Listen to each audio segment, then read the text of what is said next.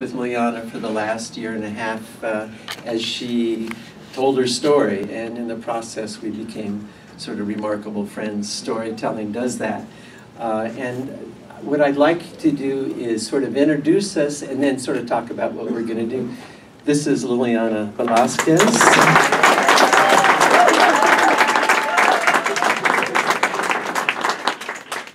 And Leticia Roa Nixon, who most of you know, who's from Atrévete and is going to be this is what we're going to do. I'm going to read just a very brief part from the introduction of the book to sort of put Liliana's story in context, sort of the backstory to how she's standing here today.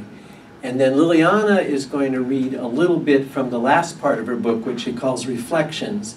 And one of the amazing thing is we met over 45 times as she recorded her story, and then we worked on editing, et cetera, was Liliana's, that I found that Liliana has this amazing ability for both detail and to reflect on her experience and what that's meant to her and what that means to the way she sees her place in the world.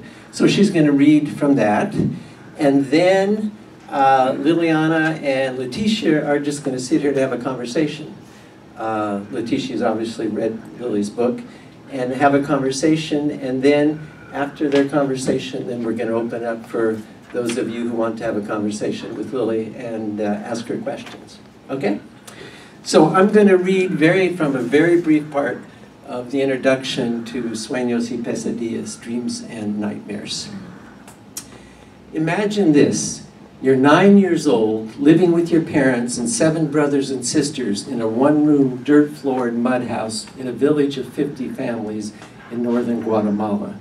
Your 2 older brothers leave to find work in the packing plants of North Carolina. Your father's health fails, and he descends into alcoholism. You're pulled out of first grade to take care of the house full-time, cooking, cutting and carrying firewood down from the mountains, hauling water up from the river, watching after your 4 younger siblings and 7 goats. The violence between your parents turns on you, beatings with sticks, a pair of scissors flying through the air that leaves a scar in your skull. At 14, your mother tells you to leave and get married. A man in the village grabs you by the hair and tries to make you his woman. You manage to flee to another village. There, while asleep in the house you work in, the son of the owner comes in at night, covers your mouth, and you escape from a second attempt to rape you. In desperation, you pick up a bottle of pesticide. Your little sister finds you just in time. You have heard that things are easier for women in America and make plans to leave.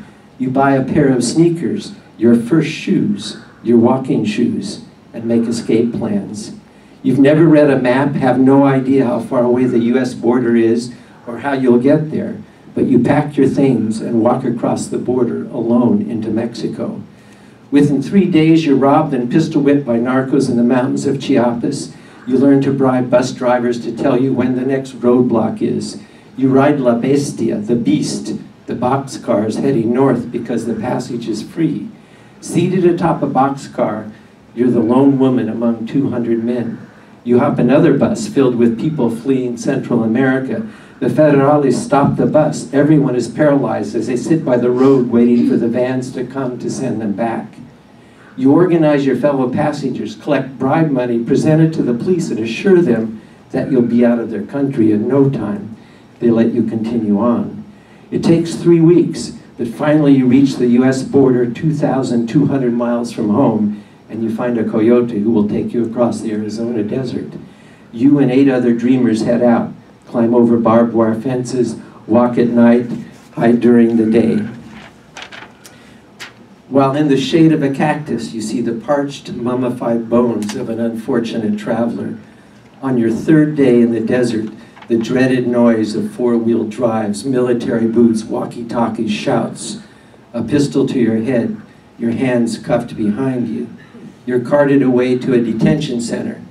As you sleep on a cement floor under a plastic tarp, you sob quietly so others won't hear you. You are 14, sure that your journey is over, but it has just begun. So this is Liliana's story, or the beginning of the Liliana story.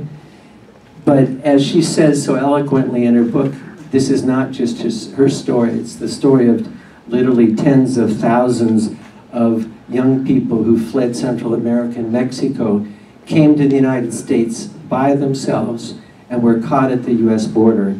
In the last 4.5 years, according to the reports from immigration on the southern border, 206,000 of these kids were caught and put in detention. Last year alone, 59,000 were. So what happens with these kids, they're defined by immigration as UACs, unaccompanied alien children.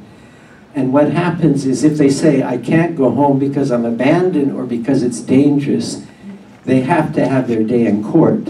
But what that means is because in these situations, these young people, the government is required to provide them a lawyer, so only 1 out of 3 of these kids ends up having a lawyer through an immigrant rights organizations, and there's several of you represented here, or a pro bono lawyer, and Liliana's lawyer is here tonight as well, represent you in court. And the outcome is pretty dramatic. If you don't have a lawyer, you only have a 15% chance of being able to stay in the country. If you do have a lawyer, you have a 78% chance of being able to stay in the country. And you get a special status, which is special immigrant juvenile status, which is basically like being an asylee because they say it's too dangerous for you to be able to go home. Part of Liliana's story is after 2 years telling her story over and over in the court, she finally got her asylee status and got her green card, which has changed her life. So that's sort of the background to Lily's story, and now she's going to read from her reflections. Thank you. Good afternoon, everybody. Good afternoon. Thank you for coming, and a special thank you for Jean, who was my lawyer, who really helps me, and Kirsten, who she was my case worker. Like the people like really helped me for get my green card, and thank you for everybody here. And I'm going to special thank you for Leticia and let me see other somebody else. But thank you so much. I'm going to read my reflections. Can you hear me? Yes. You see. To me, like, my name is Liliana and I'm from Guatemala. Since I was 13, I have wanted to tell my story. When I cried in my house in Guatemala, I imagined that the house was a witness to my suffering, and that someday it would testify about what had happened to me. I wanted to express everything that I felt, how I cried because of the abuse and torment I experienced, and my lack of education. When I came to the United States, I decided that I had to tell my story, because there are many people who don't have the opportunity to tell their story, who have suffered like me. It is my story, but also is a story of others who have come to this country. Also, I'm telling my story because I hope that people here in the United States see the great difference between their life and the life of immigrants, and change their attitude. They haven't suffered for hunger, they haven't suffered for rape or abuse. They have opportunity to get an education. They don't live in fear of being arrested and deported, where immigrants came for fulfill our dreams. I wanted them to understand our dreams. When other immigrants read my story, they may become sad because they will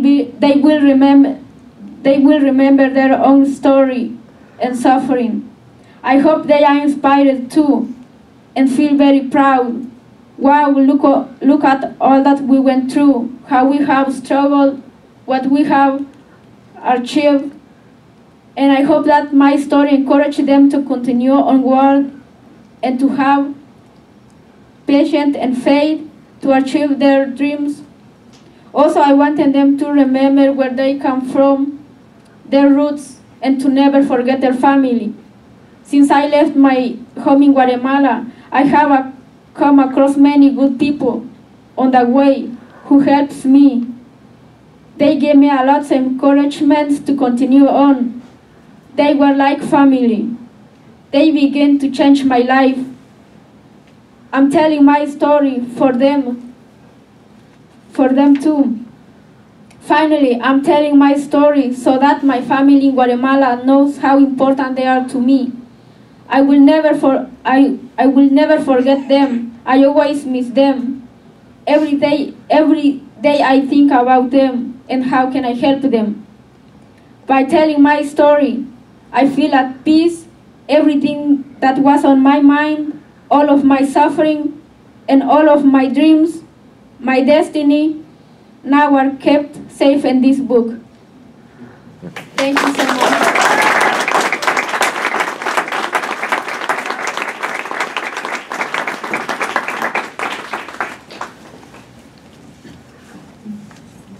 Well, after reading her story, her book, this is the story, as she says, of thousands and thousands of immigrants who cross the border through Mexico. It's one of the worst countries to go through. If you ask an immigrant, where was the worst nightmare, is Mexico. And I'm from there, I'm Mexican, born in Mexico.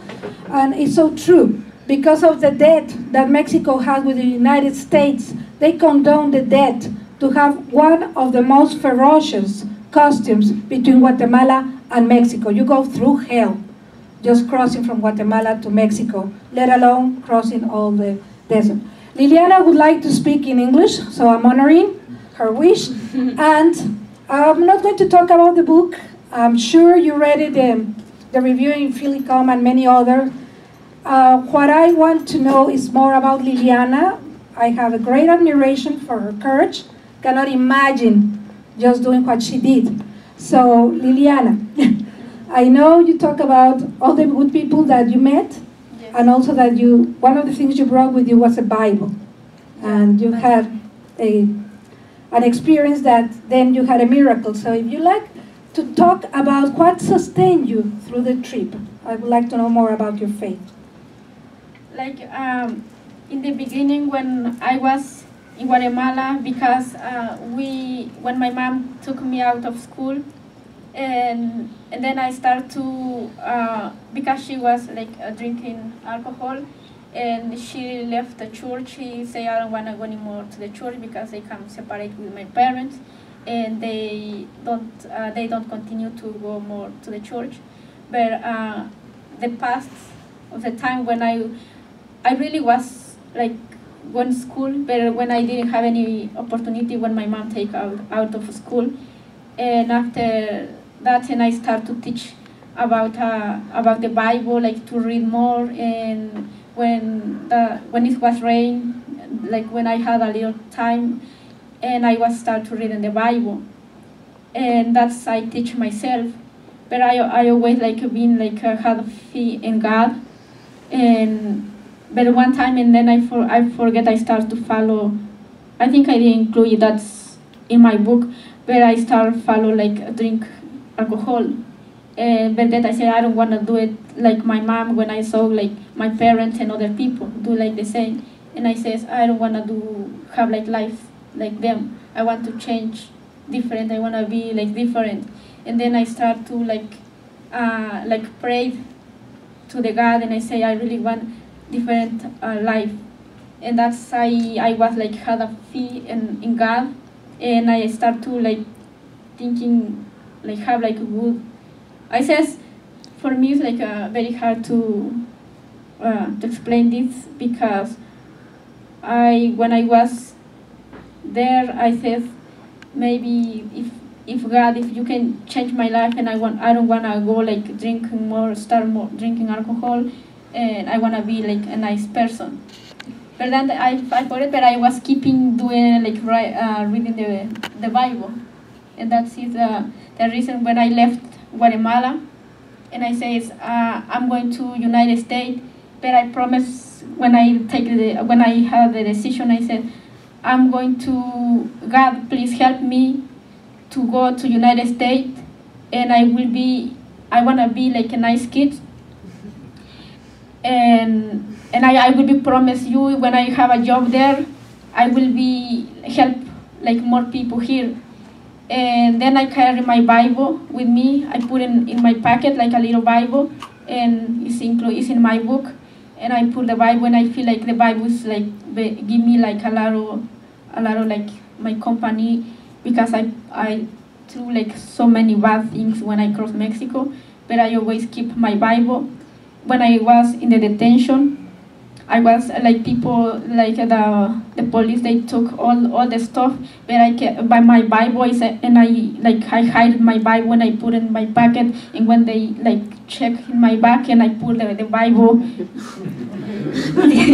yeah, and that's like I feel like in that they never found the Bible, and I was bringing with me here. Yeah, that's it. Thank you, Liliana. Also, family. Family is a main thread through the book, because you didn't have the best family and the best family environment in your life. And I know you were looking forward to see your two brothers in North Carolina. So if you could tell us now, what is your relation with your two brothers? When I was here, when I came in my dream was to stay with my brothers, but when my lawyer told me, like when I was in detention in Arizona, they told me you can stay with your brother because I think because its situation it was there, like their situation, and they sent it to me found a foster family here. But my dream was like stay with my brothers. And then I start to, and because it was impossible to go with them, and I start singing a song invent a song for them, and that's how I met Mark, and he helped me to record the song. But my dream was living with my brothers, and then it was impossible for living with them. So you mentioned all the good people that you met and they became family, and then you had another good experience in the foster home. Could you tell us about your new family, Laila and her husband, and how is your family life now? There I it was miracle, because when I was live with the other foster family, when I met my mom, Laila, I called my mom because she really because I never she shows me how much she loves me, and I remember when I wake up and she make my breakfast, but I feel very shy because in Guatemala I never had my breakfast for my mom, and I always make breakfast and all the meals for my family. But when I came here, when I was live with my mom, Laila, they wake up, when I wake up and she says you have to go to school, and when I wake up in the morning, she had my lunch packet already, and I said you did that, and I was very I would feel very shy because she did everything for me, and I was I was feeling uncomfortable because I never had a person did that for me. And because always I did, but it's my relationship was very good with my mom, and she shows all their family, and I really appreciate her.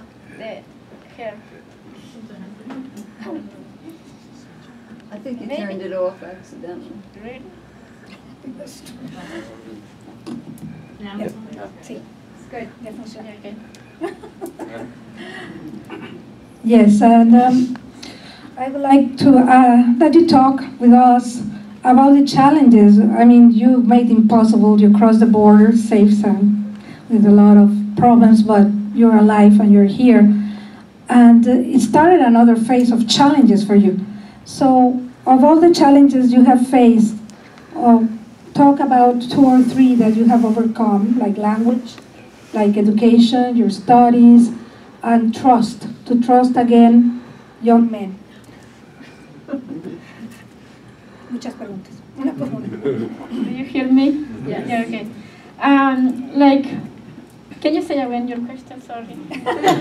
Now, let's talk first about, you came only speaking Spanish, Yeah. and now you speak fluent English. You know, how was it to come to a country, you don't know the language, you don't know the people, and how you survive? It was very difficult in the beginning. I feel like very lonely in the beginning, and I say how I'm going to, because when I was in the foster, when they put me in the foster family, I decided that I have to run away. And then I started thinking, and I say, but here I can't speak any English, and I have to know speak English. And then I try to run away, but I say, I think I can't. And because the language I was very scared for the language, and I didn't speak anything. And then I say, okay, I'm going to keep here and be strong. And I always help me being strong, like saw in the mirror, like being saw my face in the mirror. And I say, because when I was in Guatemala, and the last time when I decided, I says I don't want to stay anymore here. I wanna look for a new life or like different life. I remember when one man was like the man who attacked my mom and me when I was in Guatemala. And then I went home, and I remember like we have a mirror, like a little mirror, broke mirror, and I washed my face, and I was very angry, and I says I don't want to stay anymore here.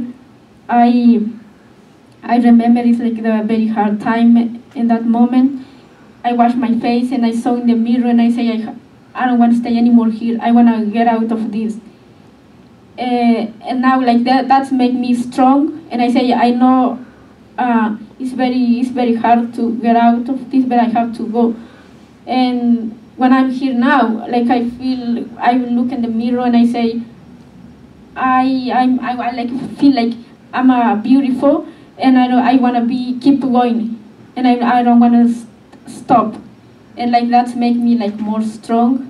And also for like the languages, like was very difficult because when I changed school, like go to Low Marian, I feel very lonely. I remember like I sit in the cafeteria like just myself, because nobody, like everybody have their friend, and I just was sit down there, and I can't communicate with other kids, and I still do that, but it's now I say I don't care about that because I wanna and continue my education, and I was focused more on my English.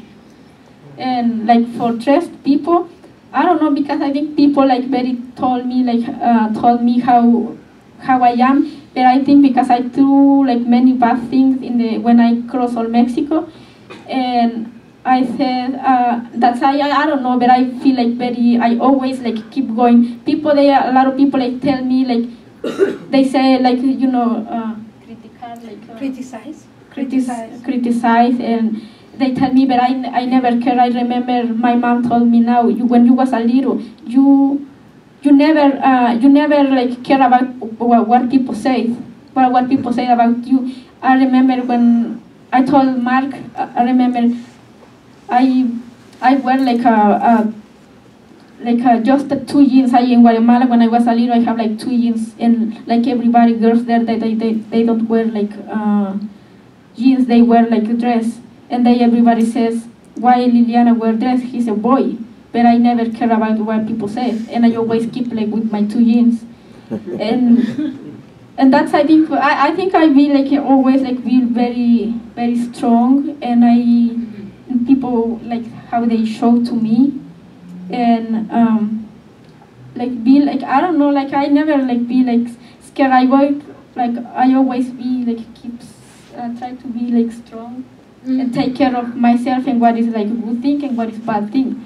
But like I try to be like nice, because my promise, I said I want to be a good kid. I want to be like a good person, and like I try to learn every day. I think that's good. Yes. No, great. Now you almost became an adult when you were just so young. You have a lot of responsibilities and the strength to come all the way here. I would like to know, what are your dreams? Do you still dream? I know you helped your sister for the quinceañera, do you still have a dream for yourself and relationships and love?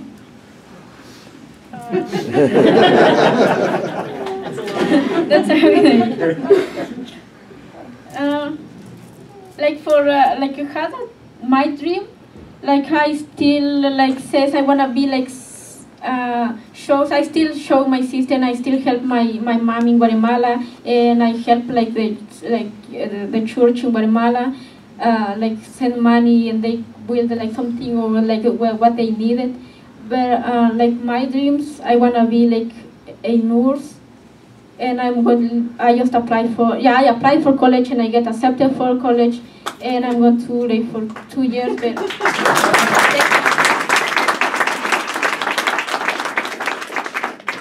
thank you. Well, I think that's my dream. I wanna continue more, and I said I don't want about like love, and I said I don't think about like if I have a boyfriend. I don't want to think about have like a boyfriend and think all the time. And I say I want to study and because I had a boyfriend, and then he said, "Are you thinking about me?" And I say, "Yes, but sometimes." Because I was too focused in my study, and he says, "Okay, that's good." And but he knows like I really, he says I really push like myself. Yes, this is the last question, and then we'll open. You have seen how many people came to see you. I'm sure they have very interesting questions too. You have a very artistic side of you. You write songs, you wrote the book with Mark, it's part of you, your essence, and when you came to PhillyCAM, you want to make a movie about your life.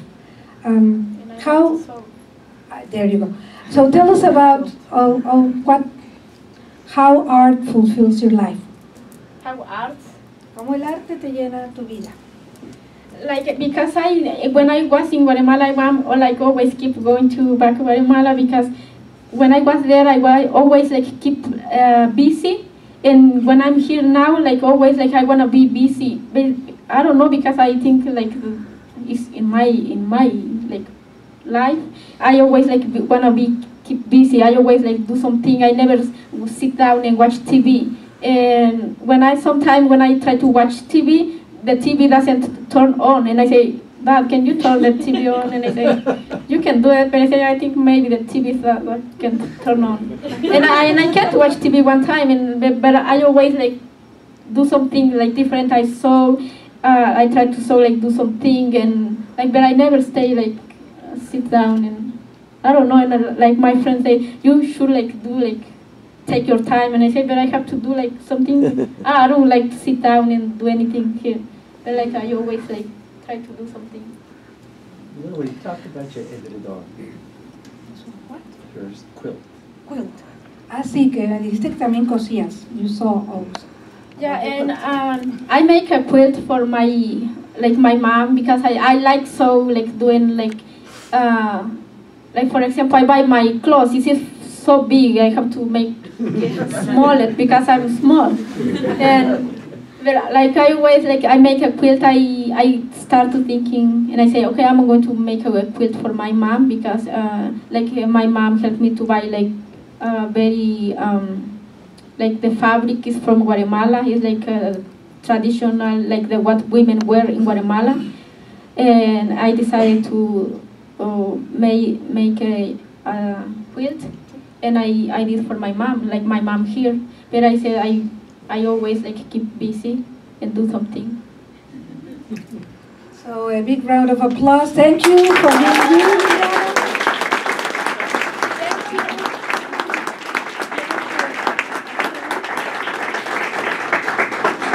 Thank you, everybody. Everybody like if anybody have questions. Don't be shy. Just for the camera. All right, for the camera. So, are you afraid of anything? Is there anything in the world that worries you or makes you afraid? That's very, very good question. I never be like afraid, and I always like last time I said like I'm gonna be like what thing is afraid me, and I went to it's a jail around here. Is like when it's the Halloween time, you know. Yeah, I went there, and I never scared. And then I went to like the roller coaster? I went to like the biggest one in the park, and I never scared. And I said, I don't know what, like something is like very scared me, but I never like afraid of anything. Maybe snake. I don't like snake, like I really get scared. But the other thing, I'm not scared of anything. Yeah, thank you. ¿Alguien más? Over here? Yeah. Oh, yeah. So, I met Liliana when you were 16? When you first 16, came for sewing lessons. I had a fabric store in Marburg and Layla brought Liliana in to learn how to sew, but she really already knew how. Yeah. But I was teaching her to make her first quilt, which was a different quilt than the one she's speaking about. But it was clear to me, she didn't speak English very well, or else thought she didn't, I'm not sure which. But so we communicated, as you can communicate teaching sewing without speaking the same language, you just point. Yes, I remember. But it was clear to me that she had no problem picking her own colors, picking her own design.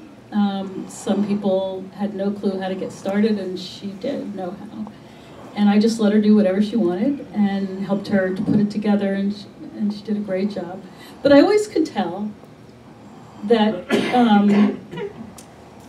the spirit that she shows that she had, it was clearly there. She was going to keep on working at getting used to living in this country, going to Lower Merion High School, which is not easy for a lot of people, much less someone who doesn't speak the language. And she's just motivated, and I think there's a long way, she's going to go a long way. I'm pretty excited. Yeah. Thank you.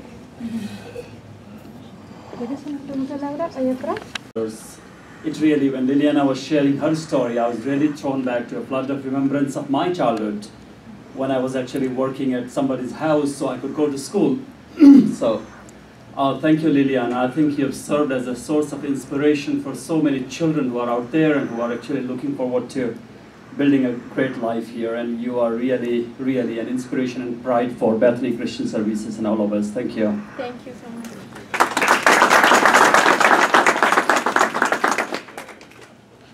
Pues muchas gracias, Liliana, por compartir tu historia con nosotros.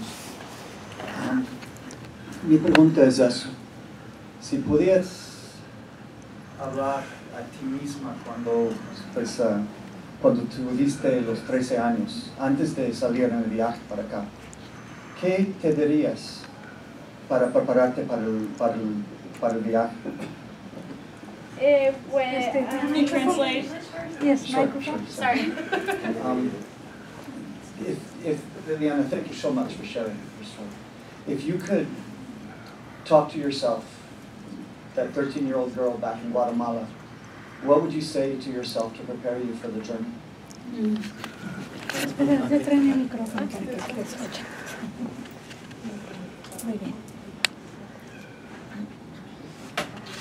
There's a relay here. It's actually a good question. Like if I go back if I'm 13, because I never like thinking like for a long time to planning like doing a trip. I just like 2 days or 3 days I just left, and I don't know, that's is I don't know if I go back. I think I didn't do the same. Like, yeah, that's just I don't know how to. Can you explain a little bit more like the question? Yeah, what would you tell another girl? ¿Qué le dirías a otra niña? Si hubiera otra niña Si otra niña, ¿qué dirías tú a esa persona que va a cruzar acá? ¿Qué consejos le daría? Like for them, I tell, because I have other sister who has who was now I think 16, because she just told she was 15. But I told her, don't go away. It's not easy. It's very hard, and she said, why you did it? I don't know. You don't stay there because it's safe for you. But I always try to tell her stay there, or don't do the crazy thing I did. but I never thinking about when I did. I never says. I just thinking when I was here, say, okay, what? I never thinking where I'm going to eat, when I'm going to sleep. where I'm going to bring money, how I'm going to cross, or where I'm going to get the bus. Or I never think about it. I just say I have to go. But when I hear like, and then I start thinking what I did is what. You turned it off. Sí. Así funciona. Another question? So that's a wonderful story, but you're from Guatemala, right? And you're here in America. So how do you relate back to your culture of Guatemala here in this area? I mean, do you have friends or that are from Guatemala also, or Central America, who give you comfort and friendship? I have friends. I met my friend from La Puerta Abierta when I was in the beginning, and my dad is my foster dad is from Mexico. I think I was keep more like the culture, but I like the other culture, like involved in other culture, but I like always keeping my culture, but always like to know other culture. Like I think that is your question. Yeah. Is there another question? Yeah. This time it's really a question. Oh, good. How did you know when I guess you were in Mexico and you collected all the money from the men, how did you know to do that? And how were you brave enough to ask them? And how did you know that collecting the money, I mean, I guess it seems obvious, but at that point, how did you know that that would work for you?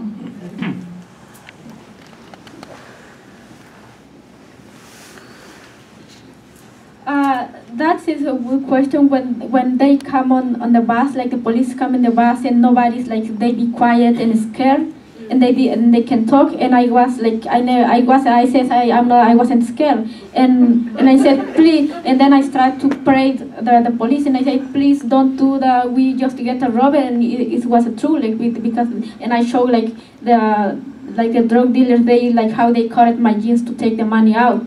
And I saw please, and he says like everybody do that, but as I always like try to like pray him and then like ask him like to let her go. But I was like nobody was like very quiet and very nervous, and I just says I have to talk with this man, and then I start to talk like the people like very like slowly, and I say, give me the money, but not give all your money, just give some money. And that's I was to try, but nobody's like can do.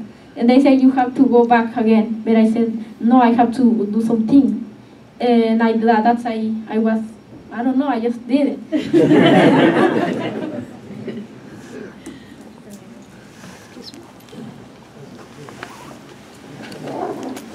Thank you so much for sharing your story. It's so moving. My question is, I would like to hear you talk a little bit about what the experience is like for you to share your story.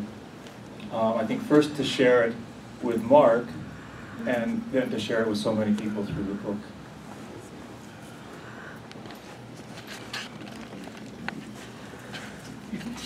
In the beginning, to share my story was very difficult because that remind me back to Guatemala, and it was very like hard time. And I always I remember when I talked with Mark, and I was crying, and we talk other people, and I remember when talk with my lawyer and my social work and my therapist, I always like crying all the time.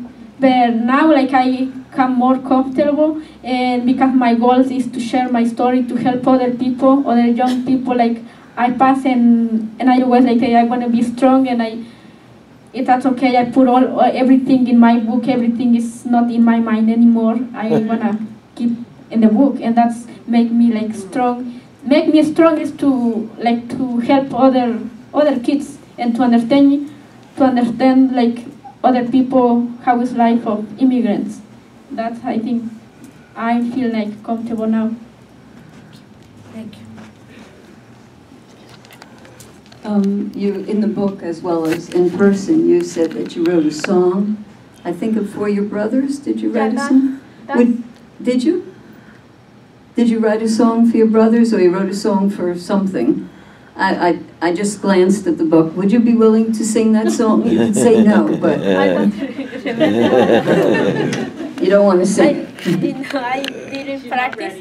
Oh, yeah, okay. I accept want to that. be more like a singer. I want to be more like a writing. Got it. Yeah, Thank you anyway. Someone else?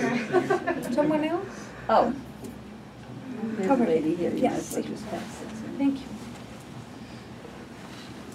Thank you so much, Liliana, for sharing your story. Right now, we have a president that's not so wonderful, and I wonder what you would like us to tell him, because I'm inclined to go home and write another letter. Won't be my first one this week. So what should I tell him for you? What should I tell? What would you want to tell ¿Qué him? quieres decirle a Trump a través de su carta? I would like tell, like him if he tell see me like to read my book, because like all the for example all my story like my feeling, he like say please understand me like how is feel if you feel or I know like all the suffering we have, like I can tell him say read something book or read about the immigrants first, and then you can I say can deport him. Can deport it but they can. He want to understand our life, but I'm so I'm glad I have done this, because that's going to help for other people who support us, we are immigrants, and support us to understand, because you said how is the president now, and that's I want to be more spread everywhere this story, because it's just not my story. I said it's the story of all other kids. It's not like this. It's not. I think it's are similar. Mm-hmm. Yeah. Presentations about schools. So are there, every time we've met for the last year and a half, as I leave, I always thank her for the 2 or 3 hours we've spent together, because oh. I still have one comment. Oh, one question coming? One comment. Oh, yeah. okay. How can we support, I have a loud voice, so no worries. How can we support Liliana, as she just published a book, but in English it's called Call to Action. With the book you want to inspire, but how can we help you as a source of, how can we be a venue to help you? What would you like us to do to help you in this journey as you spread the word? ¿Me entendiste? Kind of. ¿Cómo te podemos ayudar nosotros a esparcir la palabra por medio de esta historia? Talk with other people and other friends, and put in Facebook, everywhere, and TV. Yeah, that's going to help me for about my journal, spread everywhere, and maybe other people start interested about it, and that will be helpful.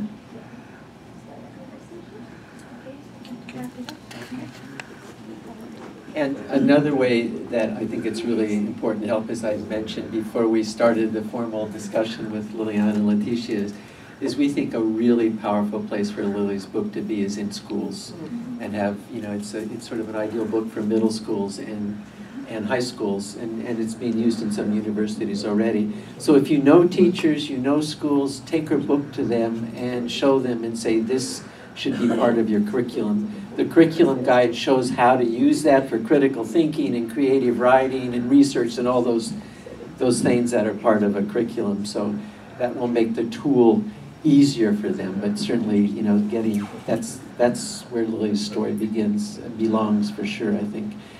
Yeah. I taught for many years.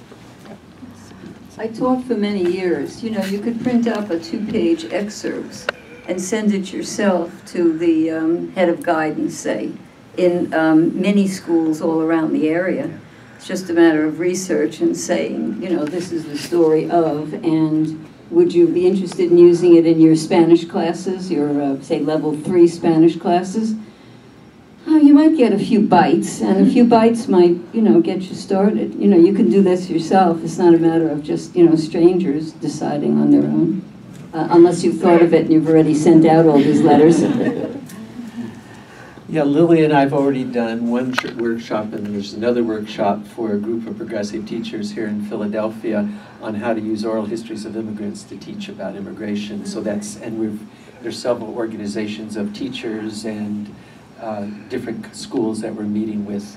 This summer's going to be very busy because we want them to know about Lily's book before finalizing their curriculum for next year. So we're doing that. But any ideas that you have, siempre. Thank you so much. Thank